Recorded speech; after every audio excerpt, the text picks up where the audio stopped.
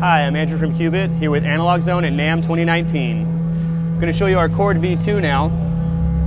We've changed a lot of things since the V1. The most obvious thing is that it's 14 HP all the way down from 28, so it's literally half the size, and it has at a minimum half the functionality as the original version. For those of you not familiar with the Chord, it's a polyphonic oscillator with 4 voices. Each voice has an individual output, and then there's a sum output at the far right to eliminate the need for any external patching, or mixing rather.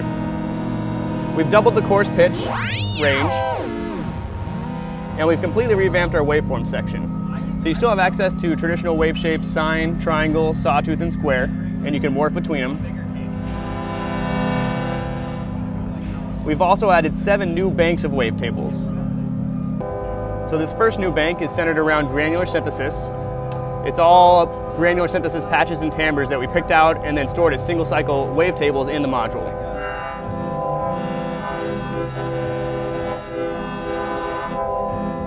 What's really neat is users can now load in their own custom wavetables in the back of the module with a micro SD card slot, so you're not restricted to just the sounds that are available on board. At the top right we have our mode control. There are 3 distinct modes on the Chord V2. The one we've been using so far is our Chord Mode, so all 4 voices are tuned together in this mode, providing quick and easy chords. The first new mode is called Melody Mode, and what happens in this is the 7th chord tone is decoupled from the root triad, and we can sequence it independently. So if we put a sequence into our lead jack here, you'll hear that our 7th chord tone is moving independently of the bass chord. Really useful for creating lead lines and melodies. The third mode is Polyphonic Mode. In this setting, the chord has all 4 voices running independently, and they can be tuned together or they can be sequenced independently to form complete, full, dense, polyphonic type music. So our coarse pitch sets the frequency of the root, fine the 3rd chord tone, voicing sets the 5th, and quality sets the 7th. And all of our other controls are still active here. Then we can go right back to our original chord mode. The quality control sets the chord type that we currently have selected. You have access to just about every diatonic chord ever constructed: major 7, minor 7, dominant 7, etc. In addition, we've enabled the ability to save custom chords. So if you want to get microtonal chords, tone clusters, or anything outside of the Western musical canon, you can program in your own things. So if you just hold down the Harmonized button for 3 seconds, you access the user chord bank indicated by the green LED.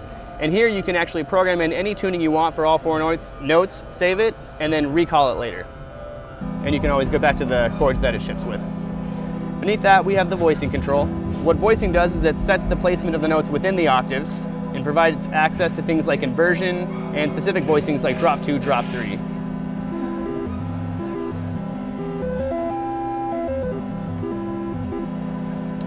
Here we have the harmonized functionality.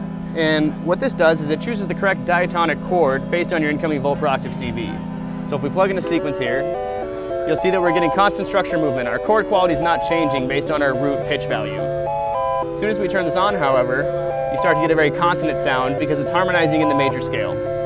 Now what we've added on the V2, and it was a very common feature request, is the ability to sequence in all different modes of the major scale. So if you just keep pressing the button, it's going to switch between the modes. So here we're sequencing in minor. So you're not just restricted to the major scale harmonization that you were on the original version. And that's the Chord. It's going to be available in May, and the retail price will be $299.